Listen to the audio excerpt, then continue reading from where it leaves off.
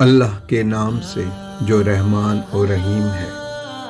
انجیر کی قسم اور زیتون کی اور طور سینین کی اور اس امن والے شہر کی کہ ہم نے انسان کو بہترین سانچے میں ڈھال کر پیدا کیا ہے، پھر ہم نے اس کی حالت کو بدل کر پست سے پست کر دیا، مگر جو لوگ ایمان لائے اور نیک عمل کرتے رہے تو ان کے لیے بے انتہا اجر ہے۔